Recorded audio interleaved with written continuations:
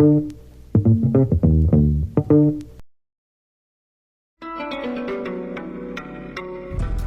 guys, there's no NBA tonight, but of course there was hockey in the NHL, the playoffs. Right now, Vegas taking on Anaheim as we speak. It's about halfway through the first period. It'll probably be midway through the second, maybe a little bit later by the time this gets out. But Vegas leading that one, 1-0. Of course, Vegas could close out tonight. They could go on to face Colorado, who closed out the Wild in a 4-1 series. Also on the ice a little bit earlier. I know I have a friend who's disappointed in this. Buffalo losing to Montreal 6-3 in Buffalo. So Montreal with a chance to close out in the next one. We'll see what happens there. Who goes on to face undefeated in the playoffs? Carolina. We'll see. But yes, action on the ice right now, going a little bit late tonight. But we'll see what happens with this Vegas-Anaheim game. Will Vegas get the right to face Colorado in the Western Conference Finals? We shall see. Also today, of course, we have to talk about this. And I do want to say that hopefully we'll have someone discussing this with us, kind of like we did with some of the NBA dailies. Just a quick thing about the PGA Championship, maybe one or two over the course of the weekend, maybe tomorrow, maybe Saturday, maybe just once. Hoping to get some word on his perspective on what's happening in this championship week. It's not the FedEx Championship, but in the PGA Championship. We'll see what happens. Maybe I can do that. But today, 7 people atop the leaderboard, including Scottie Scheffler. Is he back? Will the weekend play out as experts predict, with Scottie Scheffler really dominating? I know other people have predicted. I think Andy North had said. Rory McIlroy, very set for this course. He discussed the fact the blister on his foot, under his toe. Not a big deal. He got to practice in a week and a half ago, 2 weeks ago.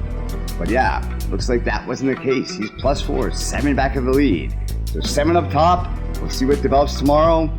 We may have some coverage on this from a golf analyzing guest who's very knowledgeable, plays and watches very diligently. So we'll see what we get. Of course, earlier tonight, the schedule release in the NFL. That's not for another 5 months, 4 months. But we have 5 months, until the regular season. We've got the schedule. Week 1, noteworthy, 1 ESPN Monday Night Football game. Of course, there is one streaming game on Netflix. And this brings us to a little point I wanted to make about streaming. If you go back into our archives and look at the podcast with Scott Dagenhart, the actual full-length podcast, I'll link that, or I'll at least discuss that in the descriptor of the video that I'm currently posting. He had thoughts on the streaming service landscape and how proliferation was affecting sports and sports watching, sports in general. Well, the NBA landscape, it's shifting. Right now, 5 teams have deals on network television: the Suns, Jazz, Pels, Blazers, and Bulls. Okay, the Pistons today, reaching a multi-year deal starting next year to be on network TV. And it looks like there are 13 teams prioritizing one-year deals for this upcoming season, this next season, including the Mavericks, Heat, and Cavaliers. Mavericks, of course, not a playoff team, but they have Cooper Flag. They've got Kyrie Irving coming back. The Heat, perennial playoff team, and the Cavs currently playing the Eastern Conference Final against those Pistons who have just signed a multi-year network deal.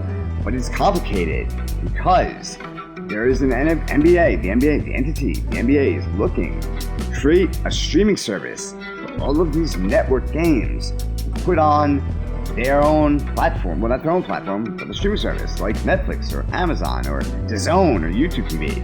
That would complicate things in multiple ways because League Pass is on Amazon. So if the league reaches a deal with a company other than Amazon, they would have to figure out how to deal with Amazon's thoughts on what they're doing with their streaming. They're going to be streaming out-of-market games with these local teams being on these streaming services. So yeah, we'll see what happens. Maybe limiting League Pass in the future. It's being discussed. That may be a solution. They're trying to negotiate this right now. And I will note that some of the reporting for this comes from the Sports Business Journal. I'll make note of this in the media world. Owing to the current media landscape, I was unable to find the byline because I clicked through the article, went to another article, went back. I've exceeded my limit. Their site is not very good at figuring out how to get you to sign up. I don't think it's a paid subscription. I think it's just send in your email. I couldn't do it. But yeah, media landscape shifting. maybe towards network TV, as the Detroit Pistons today, signing a multi-year deal to be put on network TV. And we'll see what the Pistons can do against the Cavs.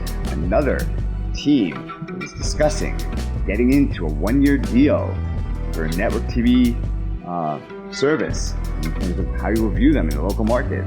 So we'll see what happens with the Pistons and the Cavs tomorrow night. That's a fascinating one. We had a little take on that last night.